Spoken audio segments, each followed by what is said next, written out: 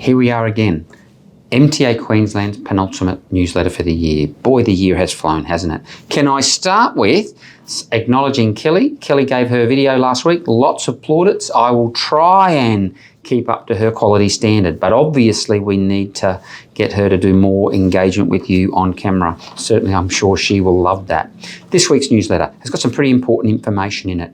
The Commonwealth Government has driven through industrial relations laws over the last week that can impact on each and every employer. It's important that you just have a bit of a read of what's floating around in the media. Talk to our IR team if you have any questions.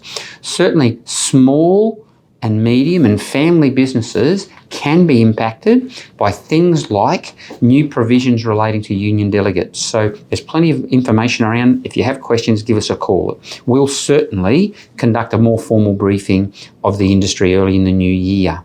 Other changes happening at the Commonwealth level, luxury car tax.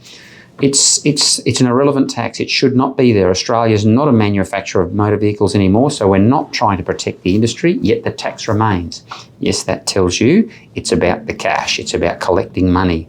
Well, there's been changes made to the luxury car tax, but more about tiers. At the moment, there's a different level of tax depending on whether the vehicle's considered fuel efficient.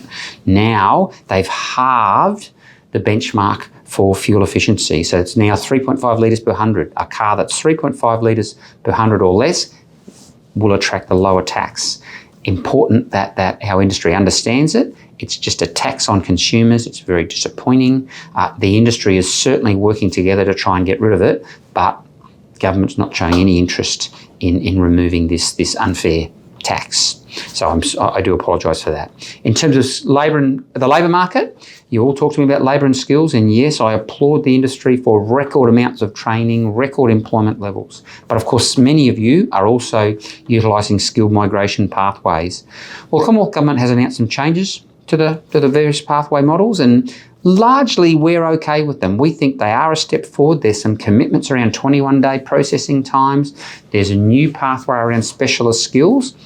That, though, will require a commitment to pay employees $135,000 a year, so that's largely out of reach for our industry.